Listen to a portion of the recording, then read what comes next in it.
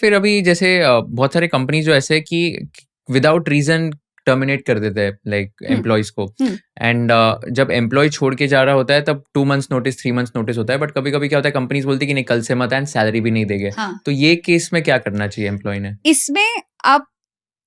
देखो मेरे को तो कि एक तो जनरल लॉ हो गया कि आपके लेबर लॉस क्या बोल रहे हैं वो तो है ही है पर उससे ज्यादा कंपेलिंग होता है आपका ऑफर लेटर क्या बोल रहा है जैसे फॉरेन में बहुत अच्छा मतलब बहुत अच्छा तो नहीं पर ये यहाँ ये माना हुआ कंसेप्ट है कि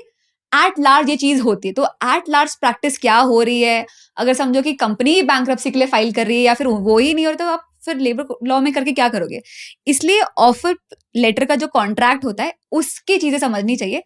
और एचआर को ना जैसे अपना केवाईसी वाला सिस्टम होता है you can ask HR to read and explain the 22 pages of the offer letter to you can explain it to you कि इसका मतलब क्या हुआ 6 आवर्स का वर्किंग क्या हुआ कब क्या नहीं हो सकता all of that the HR is suppose to explain it to you got it and इसमें कॉम्पेंसेशन की जब बात करते हैं तब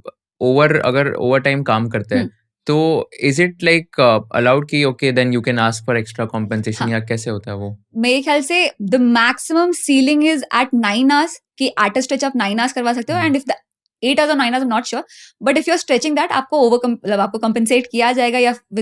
विद मॉनेटरी कंपेंसेशन हो सकता है या फिर लीव हो सकता है तो इसमें ना मुझे लीडिंग जो कंट्रीज देखो तो डेनमार्क है उनमें at a stretch you can work for 6 hours and then it has to be followed by that पर इंडिया में मेरे ख्याल से 8 या 9 आवर्स का है एंड देन आपको फिर कंपेंसेट करना पड़ता है तो जैसे हमारे यहाँ क्या होता है फॉर एग्जाम्पल फिर एक्सीडिंग योर वर्किंग आवर्स तो नेक्स्ट आपको हाफ डे मिल जाता है और अ फुल डे ऑफ मिल जाता है डिपेंडिंग की अर्जेंसी ऑफ द वर्क कभी कभी काम बहुत ज्यादा अर्जेंट होता है but you have to check if the employ is also comfortable doing it आप ये माहौल नहीं क्रिएट कर सकते कि if not doing the extra work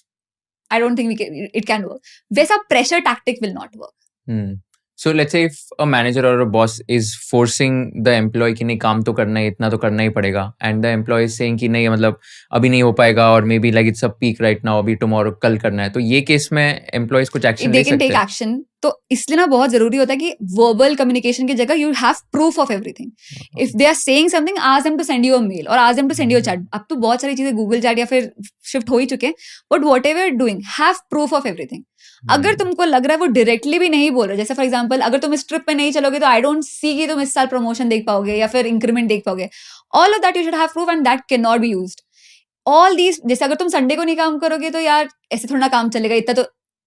all of this can not work got it and अगर किसी को फायर करते हैं या ले ऑफ जो होते हैं तो एम्प्लॉयज के क्या राइट्स हो गए अगर उनको ले ऑफ किया जाता है तो एक तो ग्रेचुइटी होती है for example if all is going well